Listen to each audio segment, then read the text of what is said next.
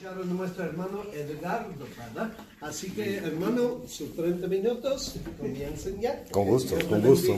Gracias. Buenas noches. Qué alegría. Y qué frío, gracias a Dios por el frío. Se me olvidó decir a mí me encanta el frío. Hoy quería ponerme un gorrito, pero mi esposa no me dejó. Me dijo, si usted pone gorrito, yo no voy. Entonces, gloria a Dios por las esposas, ¿verdad? Como lo guardan uno de cometer imprudencias. Pero por lo menos ustedes se hubieran reído. Vieran qué chistoso me miro con...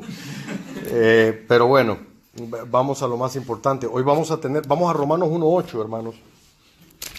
Romanos 1.8. Hoy vamos a tener bastante lectura.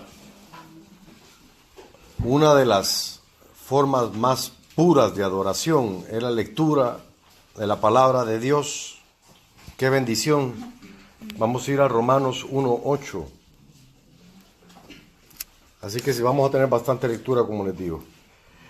En el último estudio, en el cual tuve el privilegio de presidir, estudiamos Isaías 53, no sé si se acuerdan.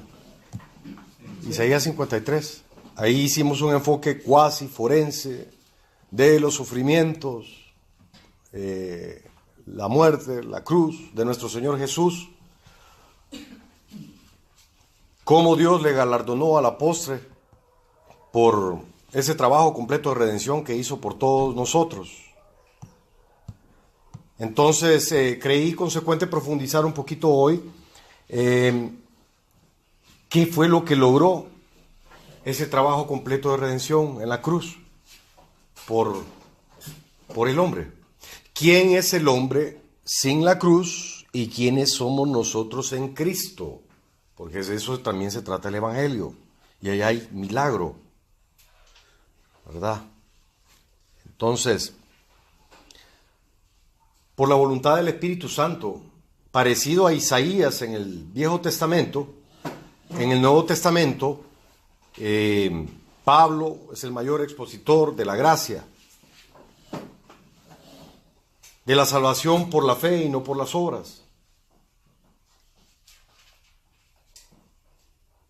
Pablo, qué regalo de Dios al mundo. Si nos ponemos a pensar, como decía hermano Will, en algún momento habló de Pablo hace un par de semanas. Pablo como que no hubiese cabido en los 12 discípulos. Porque si nos ponemos a pensar, los 12 discípulos eran hombres comunes, eran hombres provincianos. Le llamamos en Olancho de tierra adentro, en Lempira también. Eran hombres sin ascendencia teológica o sin títulos académicos. Pablo era todo lo contrario. Pablo, el currículum vitae de Pablo superaba al de todos sus contemporáneos. Pablo ya venido a los pies de Cristo, fue al cielo, regresó y vivió para contarlo. O sea que si había alguien que tenía de qué jactarse en el Nuevo Testamento, ese era Pablo. Amén. Gamaliel, el maestro de Pablo, nos empezó enseñando hermano Will, que me alegró escucharlo. Gamaliel, el maestro de Pablo, a veces tendemos a no darnos cuenta o olvidar la importancia que tiene Gamaliel, el maestro, de Saulo, no de Pablo. Gamaliel, el maestro de Saulo, la importancia que él tiene para la historia judía. Fíjense, la Mishnah, una tradición oral escrita ya por el siglo III, conmemora al maestro de Saulo, Gamaliel, de la siguiente manera. Miren cómo le dice, hermanos. Cuando murió el rabino Gamaliel, el anciano, la gloria de la ley cesó y la pureza y la abstinencia murieron. Gamaliel tiene más peso del que yo creía para un judío. De este calibre de escuela era la de Saulo de Tarso. Pero Saulo, ahora convertido a Pablo, a la luz del Evangelio y a los pies de Cristo, cuando le toca listar todas sus credenciales y recordar todos sus logros en la carne, él les llama basura. Eso en la traducción Reina Valera. En la King James Bible es un poquito más fuerte la traducción. Le llama estiércol a los logros de Pablo. Ahora a los pies de Cristo, Pablo desprecia cualquier sentido de superioridad. Se opone vehementemente a que la sabiduría del hombre puede añadirle algo al Evangelio, o que la prosa o la retórica, como creían los griegos, podía añadirle poder al Evangelio. No, Pablo vivió su vida y la terminó entregando con tal de dar o destilar un Evangelio tal cual el Señor Jesús se lo había encomendado a él. Entonces, permitamos que el Espíritu Santo, por medio de Romanos y la pluma de Pablo, nos ayude a complementar el estudio de Isaías 53, porque Isaías 53 es parte del Evangelio. Y esto que vamos a ver hoy es parte del Evangelio. 2/3 partes no tienen que ver nada con la gracia de Dios, y es parte del Evangelio. ¿Por qué? Porque está en la palabra. Ya lo vamos a ver. Eso es lo precioso de que el Señor nos enseñe. Permitamos entonces que nos muestre 3 cosas. La primera, ¿quién o cuál es el diagnóstico del hombre sin Cristo? La segunda, ¿cuál es el juicio que le espera a ese hombre que es diagnosticado? Y número 3, ¿qué fue lo que logró el trabajo completo de nuestro Señor Jesús, profetizado en Isaías 53 y bien descrito en los 4 evangelios? Oramos. Dios y Padre Celestial, qué bonito adorarte no solo a solas, podemos adorarte a solas, pero también con nuestros hermanos, uno a la par del otro, cerrando filas, mi hombro a la par del de mi hermano. Qué bonito, qué hermoso cuando descubro a Cristo en los ojos de mi hermano, cuando lo saludamos. Así que gracias por tu palabra, gracias por tu evangelio, porque el evangelio, la gracia es la cúspide, pero antes de la gracia hay tormento, hay un juicio, hay verdades devastantes que hacen ver a Cristo bien, que hacen que demos la gloria a Cristo, y por eso fue escrito Romanos. Gracias Espíritu Santo por Romanos, qué obra maestra. Como cuerpo le estudiamos. En el nombre de Cristo Jesús, que seas tú el que hable. Por eso hoy leeremos, pues que eres tú. Nosotros solo somos vasos y queremos aprender, queremos ser humildes. Espíritu Santo, hay tanto que cambiar en nuestros corazones. Te damos espacio, te amamos, en el nombre de Jesús. Amén. Amén. Entonces vamos a empezar con la primera fase. Diagnóstico del hombre antes de Cristo. Fuimos a Romanos 1:18, lo voy a leer. Como es bastante lectura, hermano, a mí me encanta oírlos leer, pero hoy quiero apoyarme bastante en la palabra de Dios, lo voy a leer yo. Romanos 1:18. Porque la ira de Dios se revela desde el cielo contra toda impiedad e injusticia de los hombres, que detienen con injusticia la verdad. Cuando Pablo empieza a esbozar el diagnóstico del hombre, miren la primera frase que utiliza: la ira de Dios. No puede haber otra cosa para este tipo de hombre que vamos a leer. Quiero que notemos algo, hermano, a medida que vayamos leyendo. Pablo utiliza un patrón legal clásico. Utiliza lenguaje que solo en un tribunal se usa. ¿Por qué? Porque cuando él era alumno de Gamaliel, él se convirtió en un gran jurista. Se convirtió en un experto de la ley. El Espíritu Santo utiliza esa capacidad de Pablo en la ley para escribir Romanos. Entonces Pablo toma un curso judicial, como que estuviera en una corte. Fíjense bien, hay un acusado. El acusado es la raza humana. Hay un veredicto. La raza humana es encontrada culpable. Y hay un juicio, obviamente, por ello. Lo único que no hay aquí de todo esto que vamos a leer, y que sí hay en una corte, en la vida real, es que el acusado presente su defensa. ¿Por qué? Porque el acusado, a la óptica divina, Sin Cristo, la raza humana que está siendo acusada está más allá de la redención. No tienen salvación. Y lo que les espera es un juicio eterno. Preguntémonos, ¿por qué el Espíritu Santo dedicó casi 3 capítulos a hablar del estado caído del hombre? Es palabra de Dios. Desde las salutaciones hasta el capítulo 3, la mayoría, hay versos, hay interludios, el Espíritu Santo nos habla de la depravación del hombre. Es Dios, fue idea de Dios. Hay un porqué para eso. Vamos a Romanos 1:21, ahí cerquita. Pues habiendo conocido a Dios, no le glorificaron como a Dios. Estamos hablando del diagnóstico del hombre. Ni le dieron gracias, sino que se envanecieron en sus razonamientos y su necio corazón fue entenebrecido. Comparemos lo que leemos en este versículo con la barra que Dios estableció en la ley. Miren en relación al versículo o en contra del versículo, ¿qué dice Dios en Levítico 11:44? Y seréis santos porque yo soy santo. Mateo 5:48 dice, sed pues vosotros perfectos como vuestro Padre que está en los cielos es perfecto. ¿Se imaginan que yo tuviera que ir a evangelizar con uno de los hermanos al pueblo, sin la cruz, solo con la ley? Yo tendría que decirle a la gente, usted tiene que ser santo y tiene que ser perfecto. Porque esa es la barra que Dios ha puesto. Sin la cruz. Esa es la barra que Dios ha puesto. Dios es un Dios 3 veces santo. No puede cohabitar con alguien que no sea santo. Vamos a ir viendo cómo Pablo, por el Espíritu Santo, desarrollan la idea.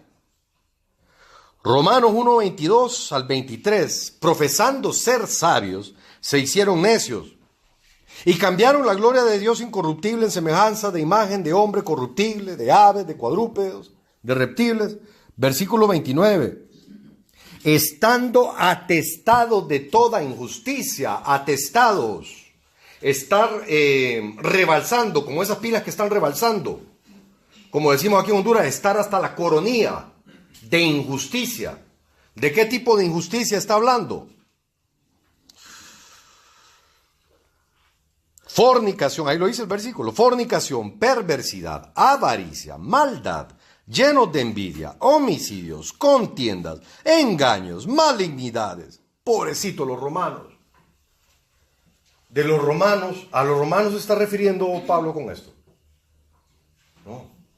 Ya vimos que la raza humana es la que está siendo hallada culpable. Ese es el contexto.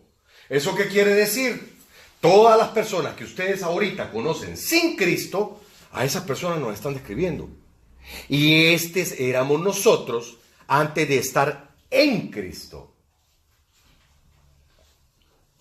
Es un lenguaje, pero duro, importantísimo. El Espíritu Santo, sin ningún tipo de componendas o de adornos, nos desnuda la naturaleza caída y la depravación del hombre. Lo de David lo hizo a escondidas. ¿Y cuántos capítulos le dedica el Espíritu Santo para contarnos lo que David hizo? El Espíritu Santo lo último que hace es actuar como abuelo. Él no encubre el pecado. Cómo es de certero y de duro en esta descripción. Incluso un buen ejemplo, el Salón de la Fama de la Fe, en Hebreos 11, para nosotros los cristianos.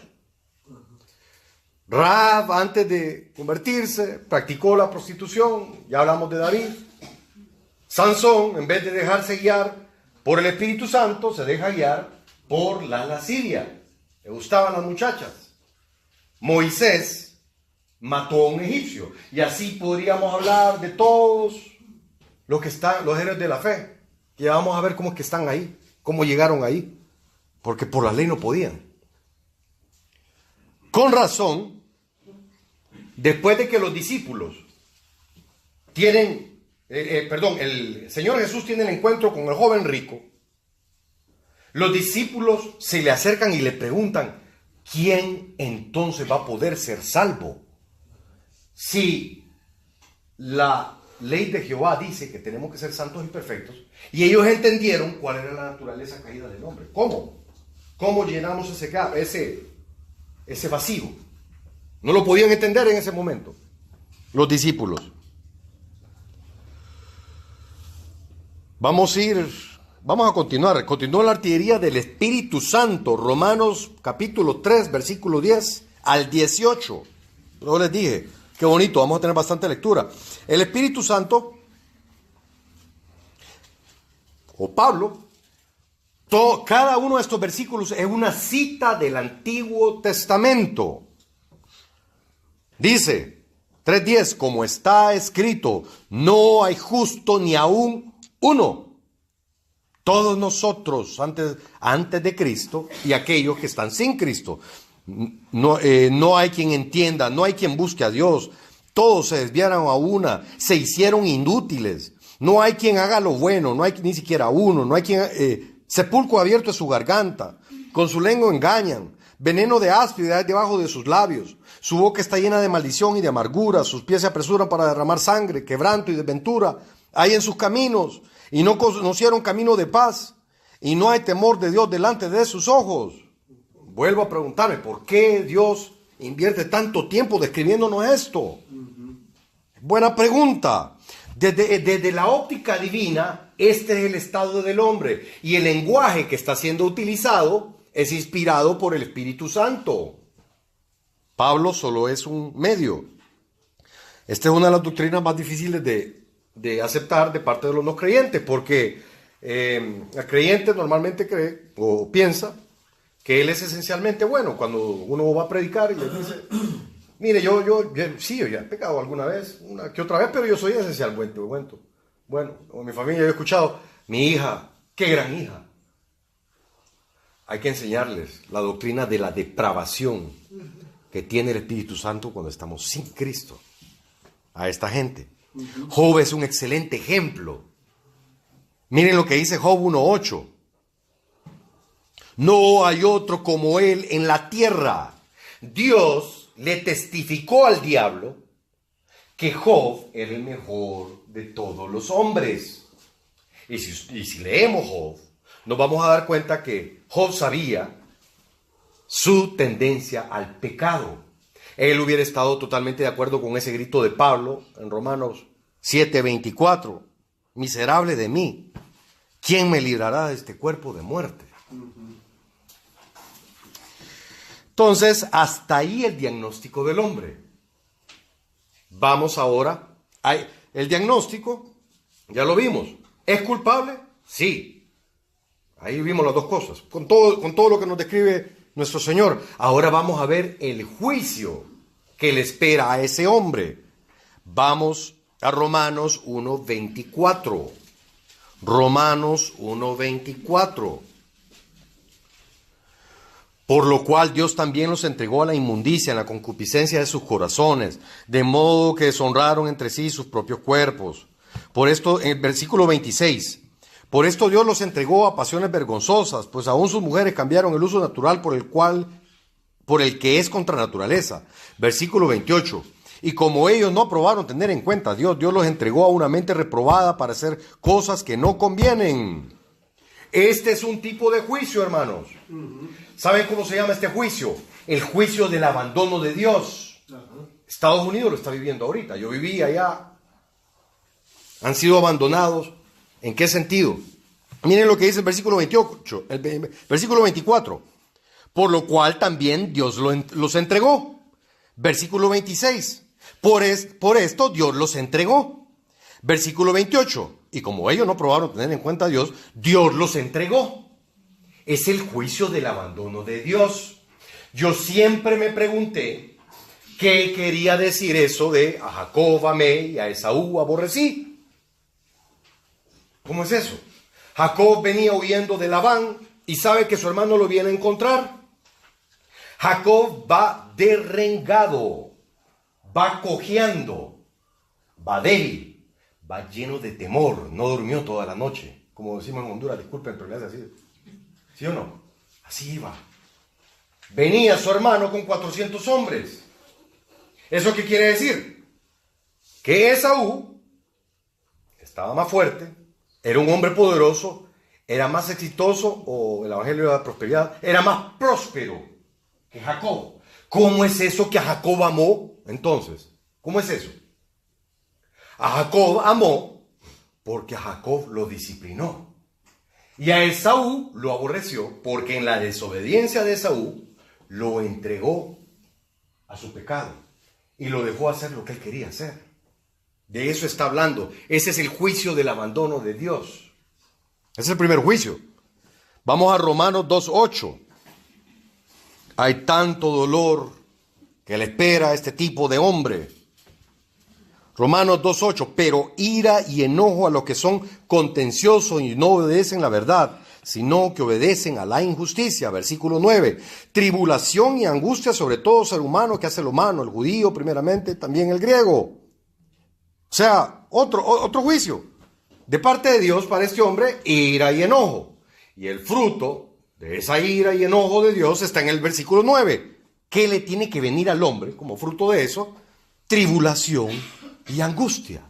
El hombre debe vivir atribulado y angustiado como fruto de este estilo de vida y de esta naturaleza caída. Y entonces ya vimos el abandono, juicio por medio del abandono de Dios, la ira de Dios, el enojo, tribulación y angustia. Y aquí viene la cúspide del juicio de Dios, Romanos 3:23. Esa es la cúspide del juicio de Dios para el hombre caído, por cuanto todos pecaron y están destituidos de la gloria de Dios. Lo que les decía, lo que está predicando Romanos o Pablo, no puede cohabitar a alguien así con el Espíritu Santo o con Dios. No hay comunión con Dios, no puede haber comunión con Dios. Somos destituidos, los que no están en Cristo, de la gloria de Dios. Ese es un infierno en la tierra. ¿Cuántos de nosotros no vivimos eso ya? No tener comunión con Dios, porque somos parte de la raza humana y estamos en este universo al que ha segmentado Pablo y de quien está hablando. Esa es la fase 2. ¿Se acuerdan que eran 3 fases? 1, el diagnóstico del hombre. 2, el juicio, ¿verdad? Y 3, ¿cuál era, hermano? A ver. ¿Se acuerda alguien? Que no somos en Cristo.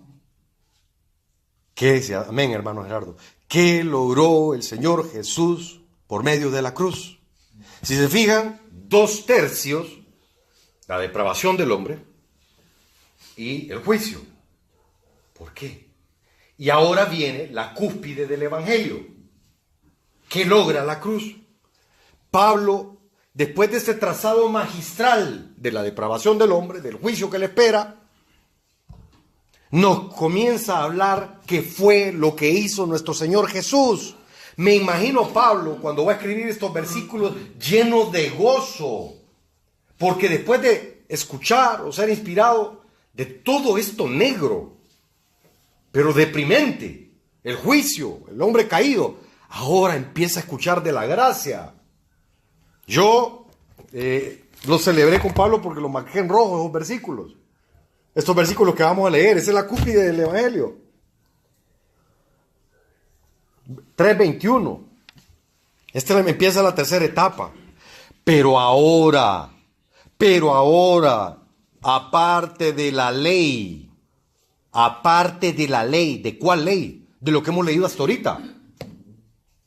Se ha manifestado la justicia de Dios, testificada por la ley y los profetas. La ley y los profetas, hermanos, es el Antiguo Testamento. La ley es el Pentateuco, los primeros 5 libros de la Biblia.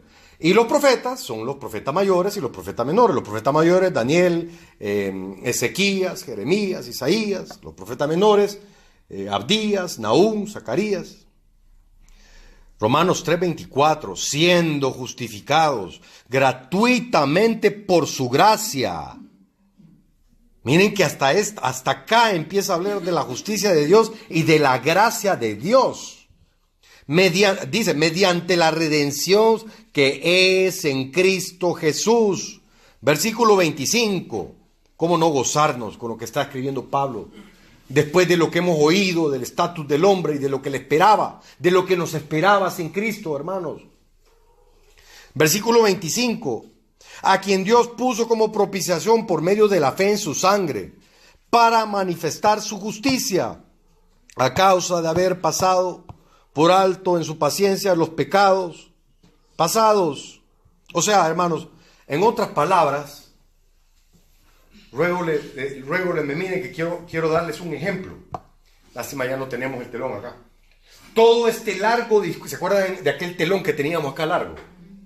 Todo este discurso de Pablo que estamos leyendo ahorita, sirve, imaginémonos que ese telón era todo negro, sirve como el estado caído del hombre, el juicio que le viene al hombre, sirve como todo un telón negro, de allá para acá.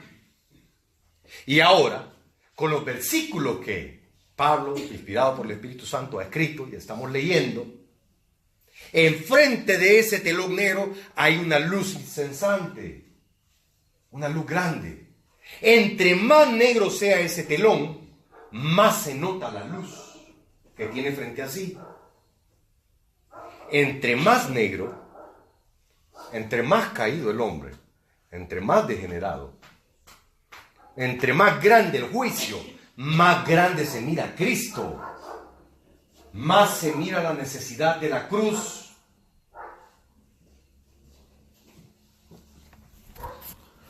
Versículo 26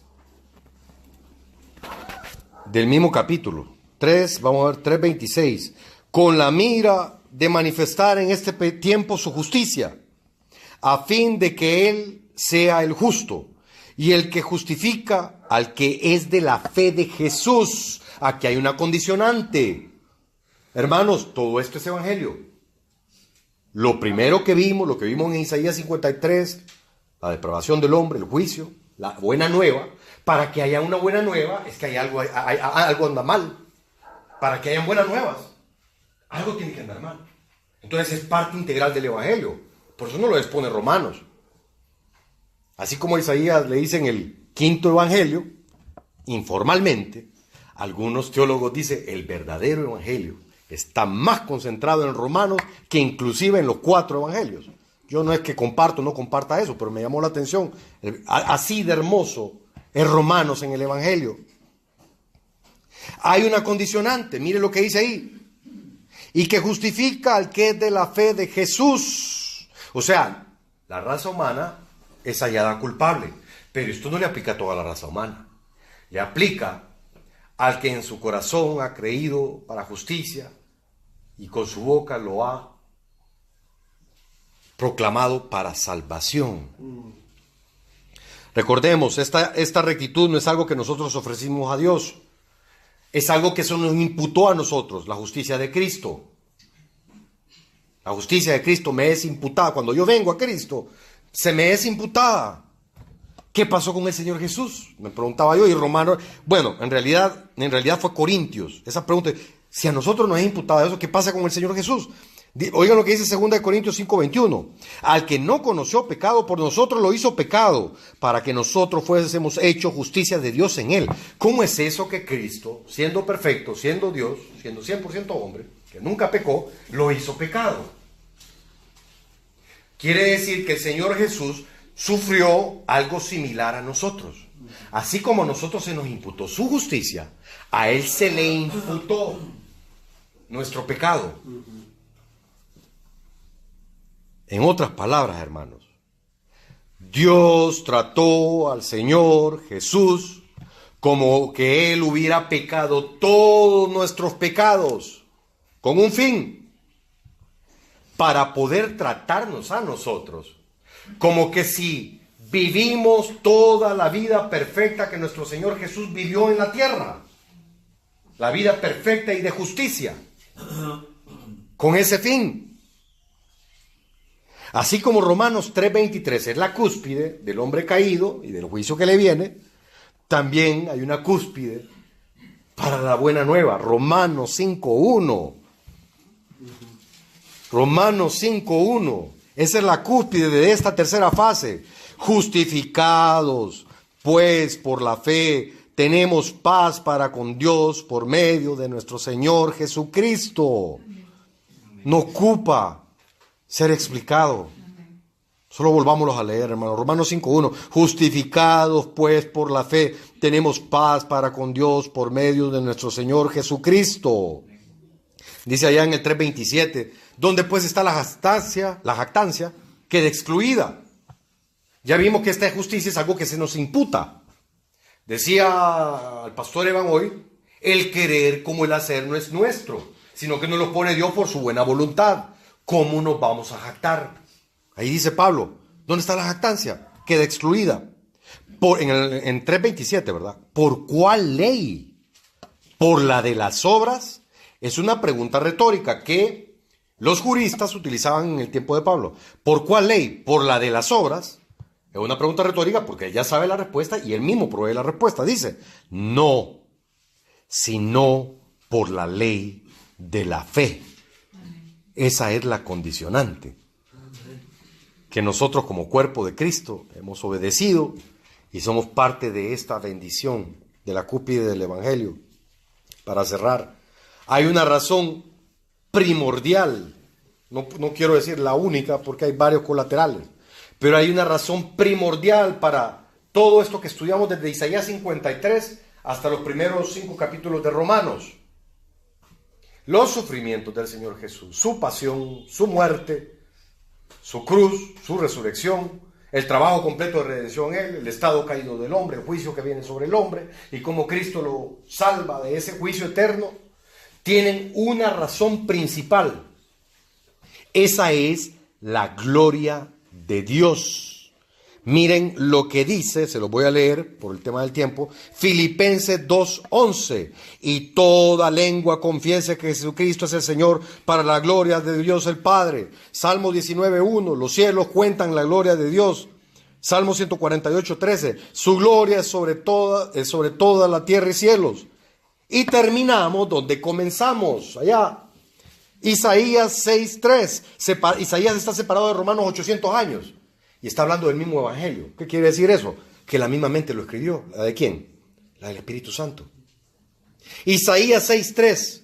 Y toda la tierra está llena de su gloria. El evangelio destilado en Isaías 53, en los primeros 5 capítulos de Romanos. Ese es todo para la gloria de Dios el Padre. Amén.